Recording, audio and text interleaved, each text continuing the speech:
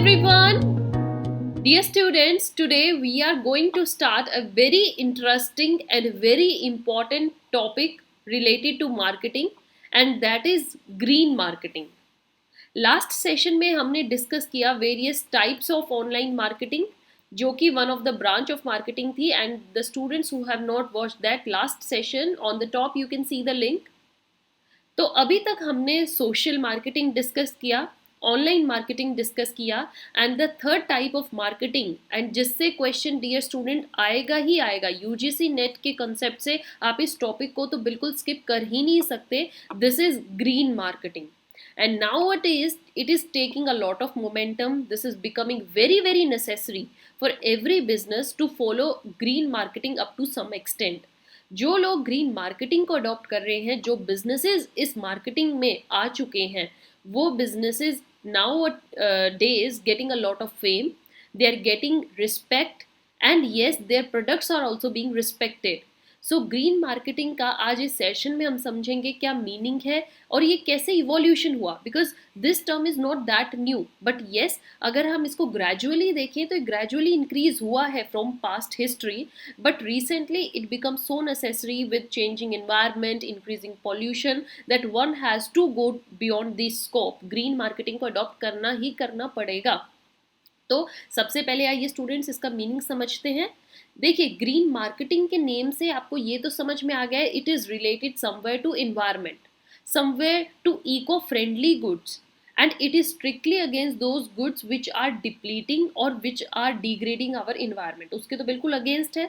तो green marketing को अगर हम समझे तो ये एक ऐसी मार्केटिंग है, एक ऐसा प्रमोशन का तरीका है जिसमें all the products and services, ऐसे गुड्स और सर्विसेज को प्रमोट किया जाता है विच आर इन्वायरमेंटली सस्टेनेबल, जो इन्वायरमेंट को अफेक्ट नहीं करते हैं, इन्वायरमेंट में स्टे कर सकते हैं, सस्टेन कर सकते हैं, and which are biodegradable. Biodegradable means which can decay easily.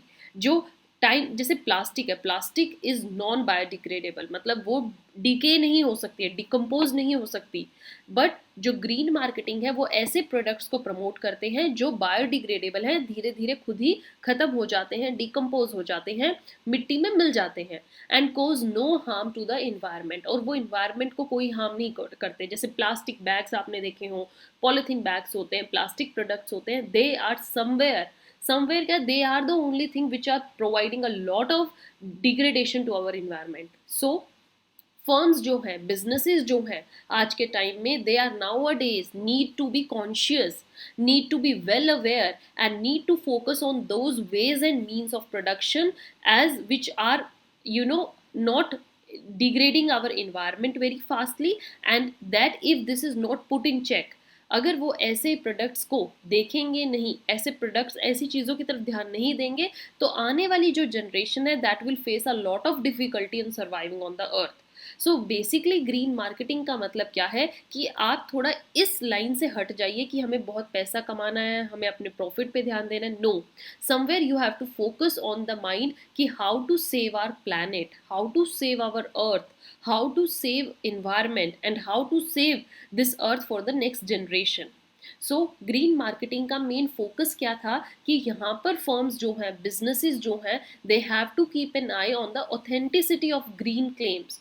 Means आप जस्ट बोलिए मत कि हम इन्वायरमेंट को देख रहे हैं, इन्वायरमेंट को बचा रहे हैं. No, you have to adopt दो मीन्स. आपको उन क्लेम्स पर खड़ा भी होना है, उन पर विश्वास करके दिखाना है कि देखिए हमारे प्रोडक्ट्स और सर्विसेज जो हैं that should be green, should be genuine, and should not have the required documents to prove the same. आपके पास वो डॉक्यूमेंट्स भी होने चाहिए. अगर कल चेकिंग हो जाती है, कल कोई आपका इन्वायरमेंट डिपार्टमेंट से कोई ऑफिसर आके चेक करे, तो आपके पास वो सारे सबूत होने चाहिए, सारे प्रोसीजर प्रोसेस करके दिखाने पड़ेंगे आपको कि आपका प्रोडक्ट कहीं पर भी मार नहीं खाएगा, आपका प्रोडक्ट कहीं पर भी इन्वायरमेंट को डिग्रेड नहीं करेगा. ऑल राइट, अब हम बात करते हैं ग्रीन मार्केटिंग कंसेप्ट की इवोल्यूशन की. ये कैसे कैसे ग्रीन मार्केटिंग कंसेप्ट जो है आया, ये कैसे कैसे बिजनेस फर्म्स ने अडॉप्ट करना शुरू किया.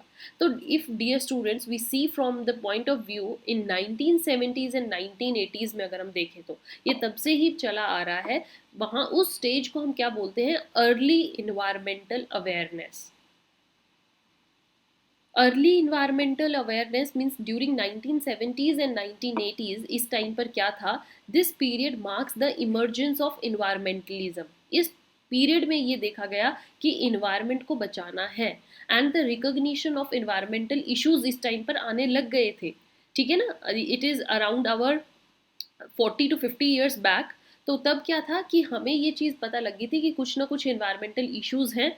बिजनेसेस का ध्यान, बिजनेसमैन का ध्यान इस तरफ आने लग गया था, सच एज पोल्यूशन बढ़ रहा है, लोगों की हेल्थ डिप्लीट हो रही है। So firms started began to respond to this increasing public concern by introducing environmentally friendly products. तभी से ही बिजनेस ने सोच लिया था कि हमें इन्वायरमेंटल फ्रेंडली प्रोडक्ट्स को लेकर आना पड़ेगा।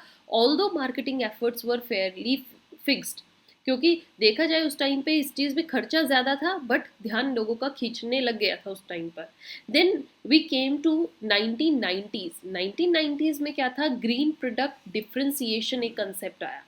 ग्रीन प्रोडक्ट डिफ्रेंसिएशन स्टेज में क्या था, ड्यूरिंग दिस पीरियड जो फर्म्स थी they started discerning their products based on their environmental trends. उन्होंने क्या किया, ऐसे प्रोडक्ट्स को अलग अलग डिफ्रेंशिएट करना शुरू कर दिया कि ये प्रोडक्ट ज़्यादा इन्वायरमेंटल फ्रेंडली है, ये इस प्रोडक्ट में ये क्वालिटीज़ हैं तो ये इन्वायरमेंट को इसलिए हार्म नहीं पहुंचाएगा, ये प्रोडक्ट जो है ये इन्वायरमेंट को हार्म पहुंचा सकता है। तो आपने देखा हो लोगोज होते हैं प्रोडक्ट्स पर, ग्रीन लोगो होता है, रेड लोगो होता है, ब्लैक सर्कल डॉट होती है। तो इनका क्या था, प्रोडक्ट्स को डिफ्रेंशिएट करना स्टार्ट कर दिया था to target the growing segment of environmentally conscious clients. क्योंकि बहुत सारे कस्टमर्स ऐसे थे या बहुत सारे लोग ऐसे थे जो सिर्फ इन्वायरमेंटल फ्रेंडली प्रोडक्ट्स ही खरीदना चाहते थे। तो उन लोगों को अट्रैक्ट करने के लिए, उन लोगों का ध्यान खींचने के लिए एक प्रोडक्ट डिफ्रेंसिएशन कॉन्सेप्ट आया, जिसमें क्लियरली प्रोडक्ट्स पर ही ये बात मेंशन थी कि ये प्रोडक्ट कितना इन्वायरमेंटल फ्रेंडली है और कितना नहीं। सो ग्रीन मार्केटिंग जो थी, ये जो ग्रीन मार्केटिंग कंसेप्ट था, that stress the benefits of eco friendly product such as, ऐसे प्रोडक्ट्स की तरफ ध्यान लोगों का आया जो एनर्जी एफिशिएंट है। जैसे अभी आपने देखा हो कि कार्स हैं जो उसमें सीएनजी डलती है ना, कंप्रेस्ड नेचुरल गैस। तो सीएनजी कार्स जो होते हैं वो इन्वायरमेंट को हार्म कम पहुंचाती है as compare to diesel and petrol used cars. So recycled content की तरफ ध्यान गया कि आप ऐसे प्रोडक्ट यूज़ कीजिए जो रिसाइकल हो सकें। जैसे ग्लास जार्स आपने किचन में देखे हो, प्लास्टिक जार्स जो थी, मदर्स लेडीज़ जो थी वो वही रिसाइकिल करना शुरू कर दिया। So that is green product differentiation. After then we came if to the 2000s। 2000s में क्या था, regulatory focus on eco labelling. अब यहाँ पर गवर्नमेंट ने एक एक रूल बना दिया था, और ये रेगुलेशन बना दी थी, रूल एंड रेगुलेशन आ गया था कि हमें अपने प्रोडक्ट पर कंपल्सरली इको लेबलिंग करनी पड़ेगी। सो गवर्नमेंट्स अराउंड द वर्ल्ड, अब उन्होंने एक ये ड्यूटी समझ ली थी कि इन्वायरमेंट को बचाना बहुत ज़रूरी है, और अगर स्ट्रिक्ट रूल्स एंड रेगुलेशंस नहीं आएंगे तो बिजनेसमैन जो है कहीं ना कहीं इन्वायरमेंट को हार्म करते रहेंगे। सो दे मेड सर्टेन स्टैंडर्ड्स जो सारे बिजनेसमैन को फॉलो करना था, और इन्वायरमेंटल इश्यूज़ को ध्यान में रखते हुए एक कंसेप्ट आया इको लेबलिंग। भाई हर प्रोडक्ट पर आपको इको लेबलिंग करनी पड़ेगी। जैसे आप यहाँ पर देख सकते हो अलग अलग साइंस हैं। सर्टिफिकेशन स्कीम, आपको सर्टिफिकेट दिखाना होगा कि आपका प्रोडक्ट कितने स्टार रेटिंग्स का है, कितने क्वालिटी कॉन्शियस है। सच एज आपने प्रोडक्ट्स पर देखो, इलेक्ट्रॉनिक प्रोडक्ट्स पर एनर्जी स्टार आता है कि ये 5 स्टार है, 3 स्टार है, 2 स्टार है, मतलब वो कितना एनर्जी एफिशिएंट प्रोडक्ट है। ऑर्गेनिक सर्टिफिकेशन आपको देखनी होगी कि अगर आपके प्रोडक्ट में सारे ऑर्गेनिक प्रोडक्ट्स हैं, अगर आप सारे ऑर्गेनिक इंग्रेडिएंट्स हैं, तो आपको एक सर्टिफिकेट दिखाना पड़ेगा जो कि क्लियरली मेंशन करता है कि येस आपका प्रोडक्ट प्योरली ऑर्गेनिक प्रोडक्ट से बना है।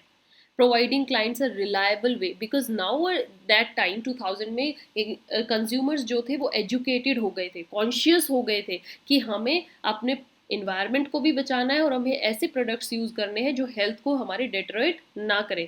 सो ग्रीन मार्केटिंग एफर्ट्स जो थे, they increasingly focused on the stressing regulations and displaying eco label. Eco label होना शुरू हो गया था। देन डियर स्टूडेंट्स केम 2010s, जो अभी हमारे लास्ट 10 years गए। यहाँ पर मेन फोकस था मेन स्ट्रीमिंग सस्टेनेबिलिटी। सस्टेनेबिलिटी पर ध्यान दिया गया था to maintain the goods, to maintain the environment save for the next generation. तो सस्टेनेबिलिटी एक मेन स्ट्रीम थी, मेन ध्यान खींचने वाला जो था स्कोप वो था। Clients begin to expect firms to address environmental and social issues. Customers या लोकल पब्लिक को ये लगा कि बिजनेसमैन और फर्म्स को ये ड्यूटी बनती है कि वो सोशल इश्यूज की तरफ ध्यान दें, ग्रीन मार्केटिंग में ही ये चीज़ का यूनिक प्रोडक्ट्स लेकर आए, सस्टेनेबिलिटी इनिशिएटिव्स ले आए, और एक मेजर एम था कॉरपोरेट सोशल रिस्पॉन्सिबिलिटी, CSR। आप सबने सुना होगा कॉरपोरेट सोशल रिस्पॉन्सिबिलिटी का मीनिंग। ये क्या होता है कि एक ऐसा कंसेप्ट था जिसमें फर्म्स के ऊपर ये ड्यूटी बना दी गई थी कि आपको अपने रेगुलर इनकम से, रेवेन्यू में से, सपोज अगर आपका जितना भी रेवेन्यू है उसमें 20% CSR में लगाइए। मीन्स सोशल रिस्पॉन्सिबिलिटी आपका कर्तव्य बनता है, वो कीजिए। लाइक आप कोई कैंपेन चला सकते हैं, आप कोई ब्लड डोनेशन कैंप लगा सकते हैं, सेव वाटर पर आप अपना कोई फेयर यूज़ कर सकते हैं, लोगों तक जो सोशल बैकवर्ड पीपल हैं जिनके पास बेसिक नेसेसिटीज़ नहीं है उनको वो दीजिए। तो CSR पर फोकस किया गया था। And the students who want to know deeply about this concept, on the top you can see my session जिसमें मैंने बहुत अच्छे से CSR के ऊपर डिस्कशन की है। Firms incorporated sustainability into their brand essence. अपने ब्रांड में एक ऐसा आइडिया लेकर आइए जिससे आप प्रोडक्ट्स को कॉन्शियसली यूज़ करते हो, सोशल मीडियाज को यूज़ कीजिए। And now the present thing what is going on is holistic approach and transparency. अब तो आपने देखा हो सोशल मीडिया इतना ज़्यादा हो गया है कि अगर कुछ भी प्रोडक्ट में गलती मिलती है, प्रोडक्ट में कुछ मिलावट है, तो सोशल मीडिया के थ्रू आप एकदम से किसी भी प्रोडक्ट के बारे में अपनी जेन्युइन राय दे सकते हो। ट्रांसपेरेंसी है। So green marketing has evolve to embrace a more holistic approach. Life cycle products and services पर कॉन्सेप्ट क्लियर किया गया।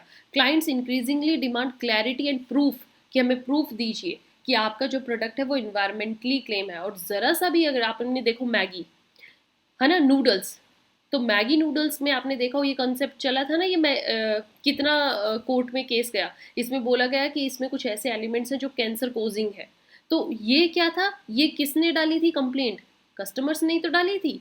तो आप इतने कॉन्शियस हो चुके हो, और बिजनेसमैन भी अब इतना कॉन्शियस है कि वो कुछ भी ऐसा गलत स्टेप नहीं ले सकता, क्योंकि कल उनको एक बहुत बड़ा you can say case face करना पड़ सकता है, आपको लोगों का सामना करना पड़ेगा। So you can not go in that. आपको रिगोरियस एड्स नहीं दिखानी है, आप गलत इंफॉर्मेशन नहीं दे सकते।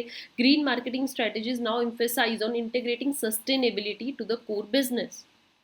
सो with this dear students, I hope आपको ग्रीन मार्केटिंग का कंसेप्ट और इसकी इवोल्यूशन समझ में आई है। ये बहुत इंपॉर्टेंट टॉपिक रहा है, and pay your attention to each and every coming topic, because we are going to discuss now a lot of informative topics related to your UGC NET. Till then, have a good day. Thank you.